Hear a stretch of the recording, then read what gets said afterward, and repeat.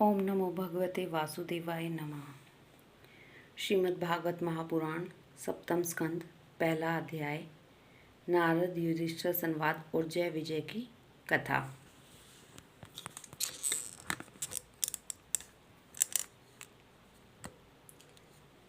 राजा परीक्षित ने पूछा, भगवान तो संभाव से ही भेदभाव से रहित हैं, सम हैं, समस्त प्राणियों के प्रिय हैं। फिर उन्होंने जैसे कोई साधारण मनुष्य भेदभाव से अपने मित्र का पक्ष ले और शत्रुओं का अनिष्ट करे, उसी प्रकार इंद्र के लिए दैत्यों का वध क्यों किया।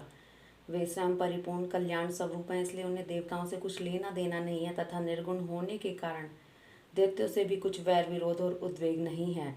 भगवत प्रेम के सौभाग्य से संपन्न महात्मन, हमारे चित्त में भगवान के समत्व आदि गुणों के संबंध में बड़ा संदेह हो रहा है।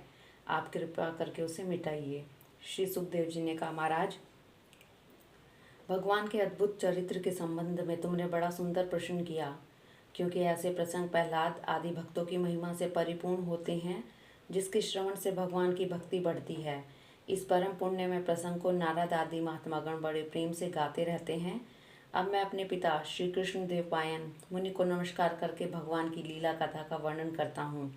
वास्तव में भगवान निर्गुण, अजन्मा, अव्यक्त और प्रकृति से परे हैं। ऐसा होने पर भी अपनी माया के गुणों को स्वीकार करके वे बाध्य बाधक भाव को अर्थात मरने और मारने वाले दोनों के परस्पर विरोधी रूपों को ग्रहण करते हैं। सत्वगुण, रजोगुण और तमोगुण ये प्रकृति के गुण हैं, परमात्मा के नहीं।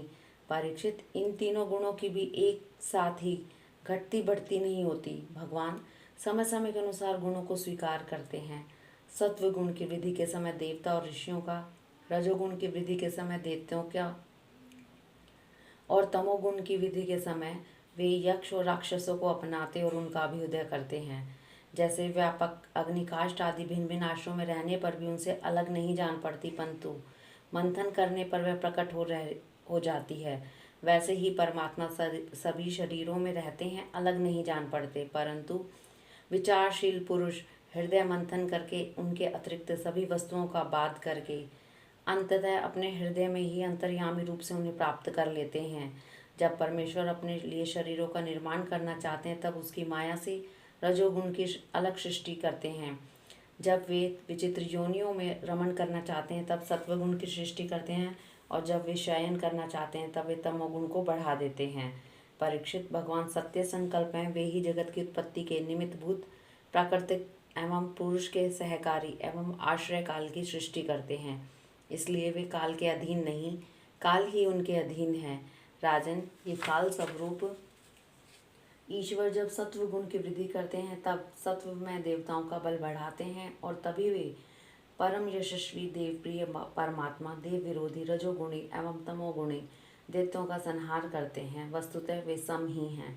राजन, इसी विषय में देव ऋषि नारद ने बड़े प्रेम से एक इतिहास कहा था। यह उस समय की बात है जब राजसूय यज्ञ में तुम्हारे दादा युधिष्ठिर ने उनसे इस संबंध में एक प्रश्न किया था। उस महान राजसूय यज्ञ में राजा युधिष्ठिर ने अपनी आंखों के सामने बड़ी आश्चर्यजनक घटना देखी कि चैदिराज शिशुपाल सबके देखते देखते भगवान श्री कृष्ण में समा गया। वहीं देव ऋषि नारद भी बैठे हुए थे। इस घटना से आश्चर्यचकित होकर राजा युधिष्ठिर ने बड़े बड़े मुनियों से भरी हुई सभा में उसी यज्ञ मंडल में ही देव ऋषि नारद से यह प्रश्न किया, ओहो, यह तो बड़ी विचित्र बात है। परम तत्व भगवान श्री कृष्ण में समा जाना तो बड़े बड़े अनन्य भक्तों के लिए भी दुर्लभ है। फिर भगवान से द्वेष करने वाले शिशुपाल को यह गति कैसे मिली? नारद जी, इसका रहस्य हम सभी जानना चाहते हैं। पूर्व काल में भगवान की निंदा होने के कारण ऋषियों ने राजा वेन को नरक में डाल दिया था। यह दमघोष का लड़का पापात्मा शिशुपाल और दुर्बुद्धि दंतवक्त्र दोनों ही जब से तुतलाकर बोलने लगे थे, तब से अब तक भगवान से द्वेष ही करते रहे हैं। अविनाशी परब्रह्म भगवान श्री कृष्ण को ये पानी पी पी कर गाली देते रहते हैं, परंतु इसके फलस्वरूप न तो इनकी जीभ में कोढ़ी हुआ और न ही इन्हें घोर अंधकार में नरक की ही प्राप्ति हुई। प्रत्युत जिस भगवान की प्राप्ति अत्यंत कठिन है, उन्हीं में ये दोनों सबके देखते देखते अनायास ही लीन हो गए। इसका क्या कारण है? हवा के झोंकों से लड़खड़ाती हुई दीपक की लो के समान मेरी बुद्धि इस विषय में बहुत आगा पीछा कर रही है। आप सर्वज्ञ हैं, अतः इस अद्भुत घटना का रहस्य समझाइए। श्री सुखदेव जी कहते हैं, सर्वसमर्थ देव ऋषि नारद राजा जी के ये प्रश्न सुनकर बहुत प्रसन्न हुए। उन्होंने युधिष्ठिर को संबोधित करके भरी सभा में सबके सुनते यह कथा कही। नारद जी ने कहा, युधिष्ठिर, निंदा, स्तुति, सत्कार और तिरस्कार इस शरीर के ही होते हैं। इस शरीर की कल्पना प्रकृति और पुरुष ठीक ठीक विवेक न होने के कारण ही हुई है। जब इस शरीर को ही अपना आत्मा मान लिया जाता है तब यह मैं हूँ और यह मेरा है ऐसा भाव बन जाता है। यही सारे भेदभाव का मूल है। इसी के कारण ताड़ना और दुर्वचनों से पीड़ा होती है। जिस शरीर में अभिमान हो जाता है यह मैं हूँ, इस शरीर के वध से प्राणियों को अपना वध जान पड़ता है, किंतु भगवान में तो जीवों के समान ऐसा अभिमान है ही नहीं, क्योंकि वे सर्वात्मा अद्वितीय हैं। वे जो दूसरों को दंड देते हैं वह भी उनके कल्याण के लिए ही, क्रोधवश अथवा द्वेषवश नहीं।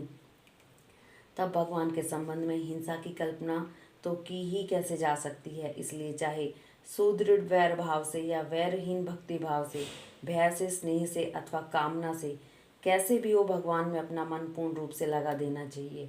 भगवान की दृष्टि में इन भावों में कोई भेद नहीं है। युधिष्ठिर, मेरा तो ऐसा दृढ़ निश्चय है कि मनुष्य वैर भाव से भगवान में जितना तन्मय हो जाता है उतना भक्ति योग से नहीं। भृंगी कीड़े को लेकर भीतर पर अपनी छिद्रों में बंद कर देता है और वह भय तथा उद्वेग से भृंगी का चिंतन करते करते उसके जैसा ही हो जाता है। यही बात भगवान श्री कृष्ण के संबंध में भी है। लीला के द्वारा मनुष्य मालूम पड़ते हुए ये सर्वशक्तिमान भगवान ही तो हैं। इनके वैर करने वाले भी इनका चिंतन करते करते पाप रहित होकर इन्हीं को प्राप्त हो गए। एक नहीं अनेकों मनुष्य काम से, द्वेष से, भय से, स्नेह से अपने मन को भगवान में लगाकर एवं अपने सारे पाप धोकर उसी प्रकार भगवान को प्राप्त हुए हैं जैसे भक्त भक्ति से। महाराज, गोपियों ने भगवान से मिलन के तीव्र काम अथवा प्रेम से, कंस ने भय से, शिशुपाल, दंत्र, वक्त्र आदि राजाओं ने द्वेष से, यदुवंश ने परिवार के संबंध से, तुम लोगों ने स्नेह से और हम लोगों ने भक्ति से अपने मन को भगवान में लगाया है। भक्तों के अतिरिक्त जो 5 प्रकार के भगवान का चिंतन करते हैं उनमें से राजा वेन की तो किसी में गणना नहीं होती, क्योंकि उसने किसी भी प्रकार से भगवान में मन नहीं लगाया था। सारांश यह है कि चाहे जैसे हो अपना मन भगवान श्री कृष्ण में तन्मय कर देना चाहिए। महाराज, फिर तुम्हारे मौसेरे भाई शिशुपाल और दंतवक्त्र दोनों ही विष्णु भगवान के मुख्य पार्षद थे। ब्राह्मणों के शाप से इन दोनों को अपने पद से च्युत होना पड़ा था। राजा युधिष्ठिर ने पूछा, नारद जी, भगवान के पार्षदों को भी प्रभावित करने वाला यह शाप किसने दिया था और कैसा था? भगवान के अनन्य प्रेमी फिर जन्म मृत्यु संसार में आए, यह बात तो कुछ अविश्वसनीय सी मालूम पड़ती है। वैकुंठ में रहने वाले लोग प्राकृतिक शरीर, इंद्रिय और प्राणों से रहित होते हैं और उनका प्राकृतिक शरीर से संबंध किस प्रकार हुआ यह बात अवश्य सुनाइए। नारद जी ने कहा, एक दिन ब्रह्मा के मानस पुत्र सनकादिक ऋषि 3 लोकों में स्वच्छंद विचरण करते हुए वैकुंठ में जा पहुँचे। यूँ तो वे सबसे प्राचीन है, परंतु जान ऐसे पड़ते हैं मानो 5-6 बरस के बच्चे हों। वस्त्र भी नहीं पहनते। उन्हें साधारण बालक समझकर द्वारपालों ने उनको भीतर जाने से रोक दिया। इस पर वे क्रोधित हो गए और उन्होंने द्वारपालों को यह शाप दे दिया कि मूर्खों, भगवान विष्णु के चरण तो रजोगुण और तमोगुण से रहित हैं। तुम दोनों उनके समीप निवास करने योग्य नहीं हो, इसलिए शीघ्र ही तुम यहाँ से पापमयी असुर योनि में जाओ। उनके इस प्रकार शाप देते ही जब वे वैकुंठ से नीचे गिरने लगे तब उन कृपालु महात्माओं ने कहा, अच्छा, 3 जन्मों में इस शाप को भोगकर तुम लोग फिर इसी वैकुंठ में आ जाना। युधिष्ठिर, वे ही दोनों दीति के पुत्र हुए। उनमें बड़े का नाम हिरण्यकशिपु था और उनमें छोटे का नाम हिरण्याक्ष। दैत्य और दानवों के समाज में ये ही दोनों सर्वश्रेष्ठ थे। विष्णु भगवान ने नरसिंह का रूप धारण करके हिरण्यकशिपु को और पृथ्वी का उद्धार करते समय वराह अवतार धारण करके हिरण्याक्ष को मारा। हिरण्यकशिपु ने अपने पुत्र प्रहलाद को भगवत प्रेमी होने के कारण मार डालना चाहा और उसके लिए उन्हें बहुत सी यातनाएं दी, परंतु प्रहलाद सर्वात्मा भगवान के परम प्रिय हो चुके थे, समदर्शी हो चुके थे। उनके हृदय में अटल शांति थी। भगवान के प्रभाव से वे सुरक्षित थे, इसलिए तरह तरह के चेष्टा करने पर भी हिरण्यकशिपु उनको मार डालने में समर्थ न हुआ। युधिष्ठिर, वे ही दोनों विश्रवा मुनि के द्वारा केशिनी केकसी के गर्भ से राक्षसों के रूप में पैदा हुए। उनका नाम था रावण और कुंभकर्ण। उनके उत्पातों से सब लोगों में आग सी लग गई थी। उस समय भी भगवान ने उन्हें शाप से छुड़ाने के लिए राम रूप से उनका वध किया। युधिष्ठिर, मार्कंडेय मुनि के मुख से तुम भगवान श्री राम का चरित्र सुनोगे।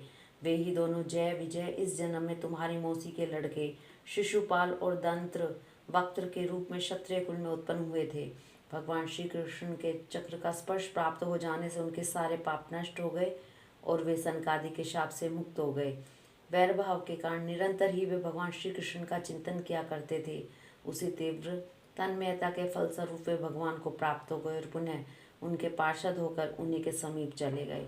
युधिष्ठिर ने पूछा, भगवान, हिरण्यकशिपु ने अपने स्नेह भाजन पुत्र प्रहलाद से इतना द्वेष क्यों किया? फिर प्रहलाद तो महात्मा थे, साथ ही यह भी बतलाइए कि किस साधन से प्रहलाद भगवान में हो गए। हरिओम तत्सत।